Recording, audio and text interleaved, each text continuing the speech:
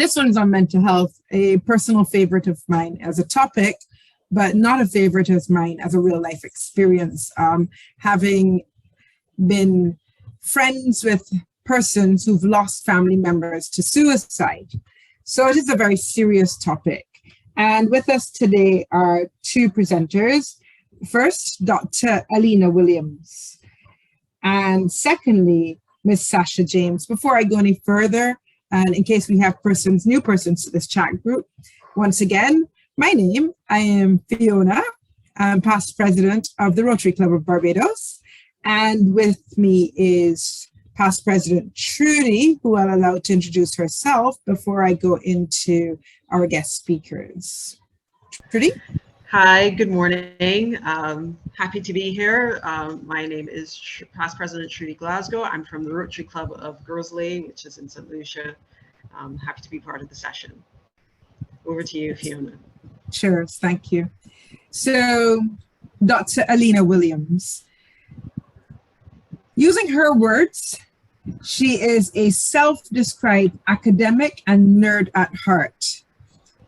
Dr. Alina Williams is a clinical psychologist at the Scarborough General Hospital, as well as an adjunct lecturer at the College of Science, Technology and Applied Arts of Trinidad and Tobago. In 2019, she was named by the Ministry of Sport and Youth Affairs as a 40 under 40 influencer. And in 2020, she was appointed as a board member of the COVID-19 Road to Recovery team, with responsibilities for helping Tobago to move forward during the pandemic. Her passion is to raise awareness of the impact of mental health and stress-related disorders in the Caribbean and promote resilience and personal growth in those who have experienced trauma.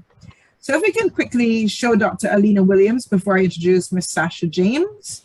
Hi, Dr. Williams, and thank you for joining us today. And so now I'll go to past President Sasha, who is part of our Rotary family, part of the Rotaract family, one of us really. I'll still do her intro.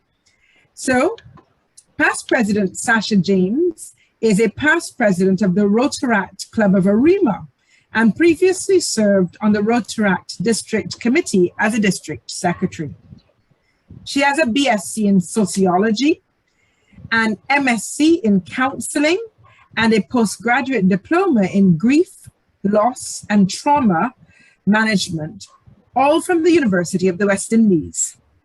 Past President Sasha has extensive experience in the field of child protection, and recently launched her private therapy practice called Sans-Souci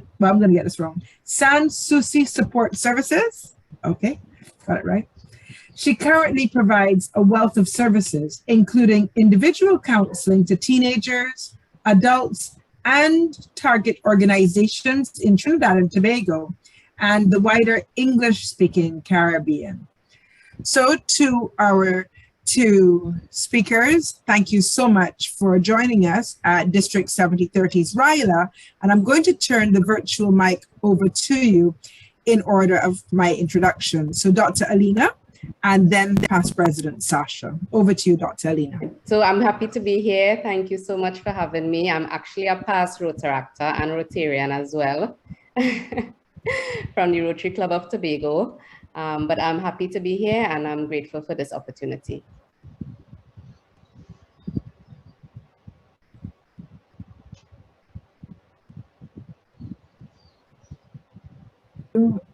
For coming. Do you have a pre-programmed speech, or would you like me to, or you want it to be a free-flowing discussion? Either choice is yours.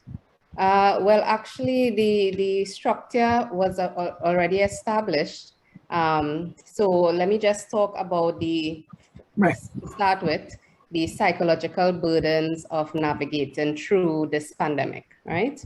So although the COVID-19 crisis was, and in the first instance, a physical health crisis, it resulted in a major mental health crisis as well. We have most certainly seen profound challenges for individuals, families, and couples. especially because of uncertainty. So there were so many unknown factors, and in general, people like to have a certain degree of control over their lives and over their environment. So there were many unknowns during this pandemic. For example, how long would this pandemic last? What will be the impact on the economy?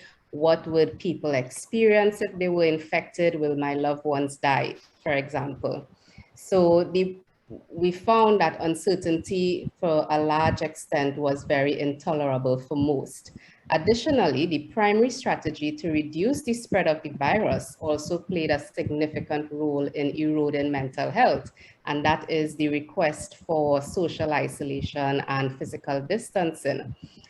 We are not designed to manage social isolation for an extended period of time because we are, after all, social beings.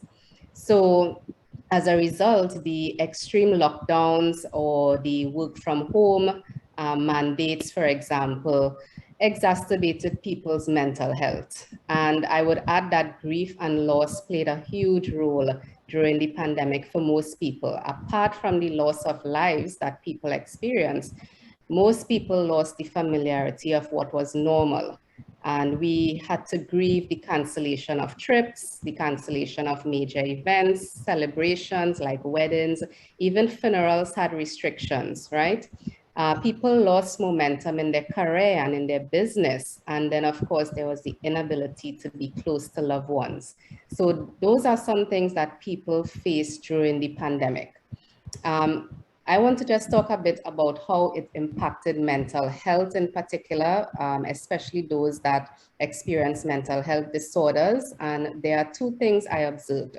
One, people with a predisposition for developing a mental health condition, we found that they experienced their first episode during this pandemic. So perhaps if it were not for the pandemic, they may not have their first episode of a certain mental health condition, but this pandemic definitely sort of unlocked that code in their brain, etc. And then we found that those with a history of mental illness experience either a relapse or a worsening of their condition. The most common mental health conditions we observed during this period were anxiety disorders. And I spoke to the fact that people don't like uncertainty, people can't deal with tolerating the unknowns.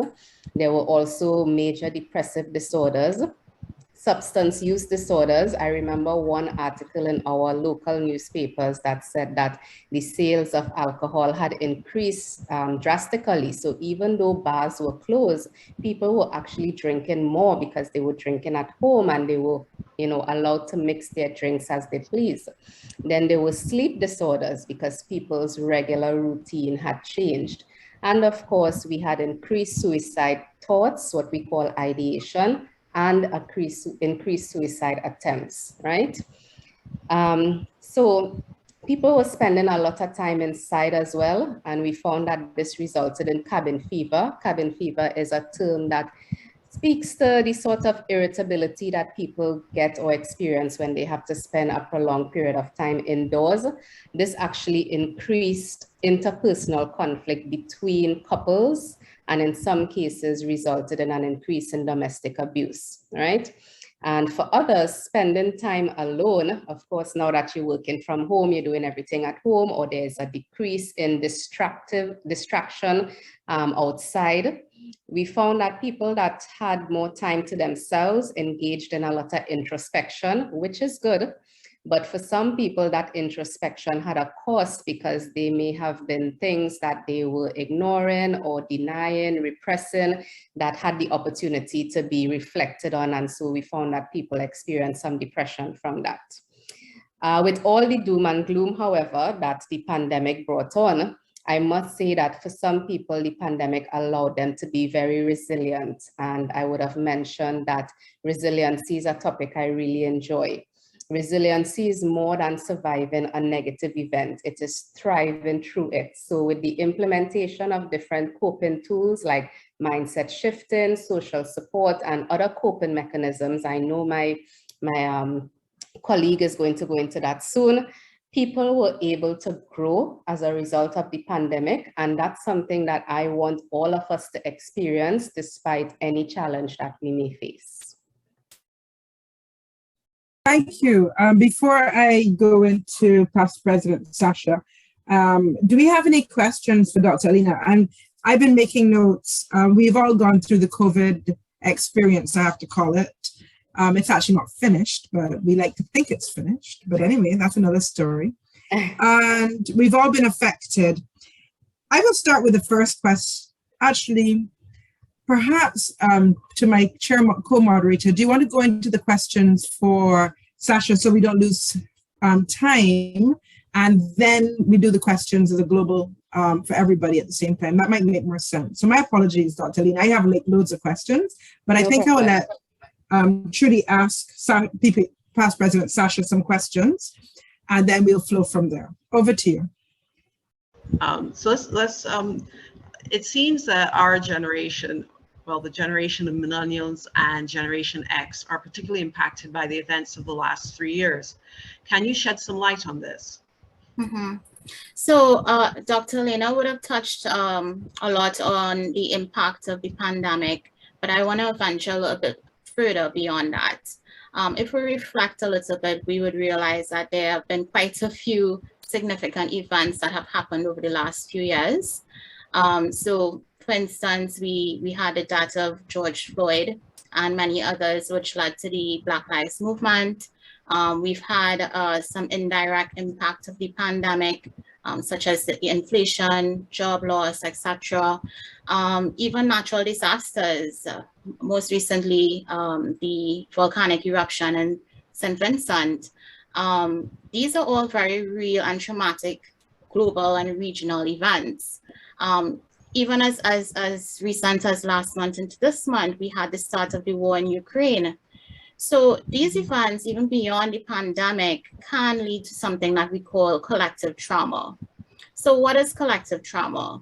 So it's basically the emotional and mental impact of a significant event on a group of people, community, or society, right? So whilst trauma may impact someone individually, if they experience a situation, when these things happen on such large scales, you find that groups of people are impacted. Now, there's one thing I want to emphasize here, that even though it can be a collective experience, persons do respond to trauma differently. So on one end of the spectrum, you may find that there are persons who are coping quite well.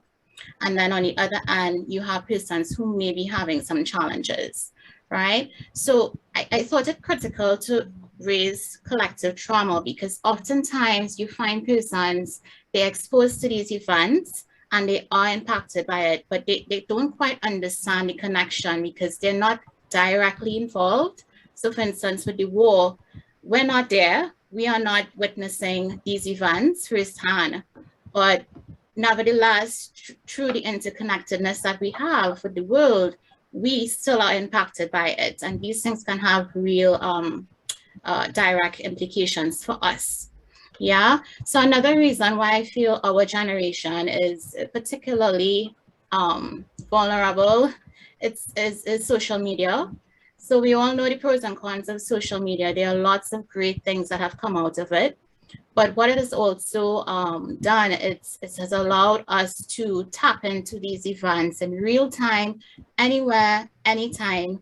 And it's a constant flow and constant engagement for some persons on these worldwide significant events. So if you are someone who is impacted by these events, having that unregulated access of content and ongoing engagement online can actually have a negative impact on some persons. For some persons, they may be desensitized because they're repeatedly being exposed, or for others, they actually can be so impacted where you find things like anxiety, fears, distrust, and just a general feeling of uneasiness occurs. Thank you very much for that, Sasha. I do have one more question. What advice would you give to persons impacted by these events that you just described? So I'm going to touch on a few things. Dr. Lena, I'm sure would jump in as well. I think the key thing for us as mental health professionals is bringing awareness so that persons understand what they are experiencing so that they can have that self-awareness within themselves. Being aware of changes in your mood, your behavior, your thoughts, and even like sleeping patterns, eating patterns is so critical. Because if you don't realize something is different or different or wrong, you know, it's difficult for you to seek out that help or take action to address that, right? So we want to encourage persons to be aware, don't ignore or suppress or even downplay what they are feeling. The other thing that I want to encourage is for persons to rely on their support system. Do not isolate yourself. Despite the isolating nature of the pandemic, this is an instance where you want to use the technology to your advantage to maintain those bonds and connections, have those Zoom lines, call persons up, WhatsApp, because there is value. Yes, you collectively can experience trauma, but there's also value in collective healing, talking things through, because in that you realize, well, I'm not alone in my feelings. There are other people who are experiencing and having similar thoughts, right? And that helps us to feel connected, and it almost normalizes the impact of these events. Where you don't have a strong support system, this is where you may want to consider seeking out professional help. You know, the ideal things, one of the ideal things is support groups. Unfortunately, there aren't a lot of support groups in our region. So this is something I am very passionate about. I want to make a plug for clubs, Rotaract, Rotary. Partner with your mental health professionals to get those support groups running. It's a very impactful strategy to help persons cope. Another thing I want to touch on really briefly is manage your media consumption. So if you are particularly impacted by social media and things that are coming to you and even the news, you may want to consider stepping away from it for a while. It's okay to take that pause. Keep occupied. So there are good things or such things such as healthy distractions. Set goals for yourself, whether it be academic or otherwise. Try new activities, hobbies, you know, go outdoors, hiking. All of these things help to take our attention away from these distressing events to more healthy, positive things that are meaningful for us in our life. Relaxation techniques. So Elena might be able to address a few, but basic things we can do: yoga, meditation, online. There's so many videos that you can access. We encourage persons to do things like creative activities, so drawing, painting, even decorating, if that's something that you're interested in, right? And I want to, the last thing on my end that I want to suggest to persons is something that we all already doing because we're here, altruistic activities. So it's proven that these activities, such as being part of volunteer organizations, they do help to improve our feelings of powerlessness, frustration, even isolation during events such as a pandemic or war, etc. It gives us a sense of purpose, it empowers us, and it really connects us and lifts our mood because we feel like we are actively doing something to improve our environment and our fellow persons in need. Alina, I don't know if there's anything else you wanted to add.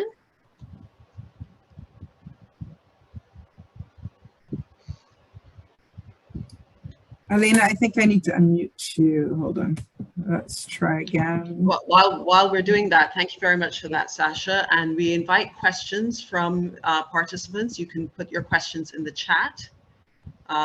So if you have any questions for either of the speakers, please put your questions in the chat. Okay, I can see, Elena, I'm calling for help. So in the meantime, while I call for help to Sasha. I think you're hearing me now. Yes, perfect. Okay. Thank you. And Sasha? Yeah, I think past President Sasha did an excellent job of discussing the coping techniques. The only thing I would add is that one thing we need to practice is being able to tolerate uncertainty and being able to navigate the things that we can control versus the things that we cannot control. So I know that a big reason why people have so much anxiety is because they want to exert control over their lives, over their environment. And the brain is designed to want to know the answers to everything. The brain is also designed to recognize threat very easily because it's a survival mechanism. So in essence, one thing that we really should practice is being able to accept. And when I say accept, being able to recognize that we would not always have control over situations or events. We have very limited control actually over things when we think about it. The few things we can control, our thoughts, and we can control our responses. But we can't even control the weather. We can't control if people choose to wear a mask or not, if people social distance or not, if people are rude to us or not. Those are things we can't control. We have control over our actions. So as Sasha would have mentioned, setting goals for yourself, limiting your social media consumption. I have actually gone through a process where I've slowed down on social media use, and I find that it's improved my mental health drastically. We have control over our thoughts, our mindset shifting. That's something I teach people a lot. So, instead of saying I have to go to work, you say I get to go to work. Instead of saying I'm stuck at home, you say I get to be safe at home. And that mindset shifting allows us to adapt very easily and allows you to remain flexible. So when things don't go as planned, you don't feel thrown off the rails as much. Wow, that's a lot to take in. So to those attendees, do y'all have any questions? Mental health touches us all, and what has been interesting is we've been given a glimpse at some coping mechanisms dealing with collective trauma, collective treatment, collective responses, and managing the use of our technologies. So any chats in the chat box? Not yet. And I do have some questions while people reflect. It's such a hard area for all of us, really. Self-awareness and control of thoughts. Both of you spoke to a construct called self-awareness and, how it affects us, changes in mood and stuff like that. I have a couple friends who, prior to the pandemic, went into some form of hermit living. And in the beginning of the pandemic, we're in happy places. And now, as we hopefully come to the end of the pandemic, they cannot seem to come out of the hermit living. And they are aware, but they don't seem to have control of the negative thoughts that are going through their heads, while at the same time, not able to change their moods. Any advice? So what I would recommend, a big part of developing self-awareness is journaling. Journaling really helps you to be able to not just get your thoughts and feelings out, but it allows you to recognize patterns in your lives or different themes. So you might notice that you tend to be more sad in the morning, more sad in the evening, more sad when you're doing something in particular, like getting ready for work. And that allows you to then take action. So definitely journaling is good. And behavioral activation. So one thing, the symptoms of depression are meant to keep you depressed. All the symptoms of depression are meant to suck you into the cycle of depression. And one way to combat that is to actually do the opposite of how you feel. So think about it with exercise. Most people before exercising, they always say, I don't feel to exercise. I don't have the motivation to exercise. I don't want to. But there is never a person who haven't exercised says, I regret I just exercised. 100% of people would always be happy that they actually exercise. So that's behavioral activation. in order to combat the low mood, sometimes you just have to get up and get engaged. So those are my 2 recommendations, journaling and activation. We have 2 questions. I know we're coming close to our end, but we have 2 questions and I really want to recognize them. So super quick. What advice can you give to a student moving from one country to another where they have no family or friends? That's question 1. I'm going to just put in question 2. And how does all this affect the kids, the children? So those are the 2 questions in the chat. I want to jump in a little bit with the first question. It reminds me of when I started to study in Jamaica and not knowing anyone there. And, you know, it's maybe a cliched answer, but the only thing I could think of, the only commonality was Rotaract at the time. There was a Rotaract club everywhere, even a Rotary club, Interact. And so my advice to you would be, think about the things that you enjoy and step out of your comfort zone and maybe connect with a group or organization that does those things, because you find at the very least you have that in common. And once you have that in common, you build relationships that you start to engage with these people. So that's one thing that I think any of us can try if we're in a new situation. But apart from that, in the world of technology, really, you are never a phone call away from anyone. The persons that you would have left behind, maintain those bonds. In light of COVID, I think we have learned how to do that now than ever. You would be surprised about your resilience. Yeah, Lena, any thoughts? Yeah, you hear me? Yes, I was actually going to say the first thing, definitely connect with a group, connect with like-minded people, develop a social support system there. And yes, it's hard to start over as it might feel, but it's also, as I said a little while, mindset shifting. This is not, oh my gosh, I have to meet new people. This is, oh my gosh, I get to meet new people. I get to form new friendships. So that's really important. Thank you. And what about the impact on children? And I've been given a wrap-up time. So the impact on children. I would just briefly say from what I've seen in the clinical setting, one of the biggest impact is children developing adequate social skills.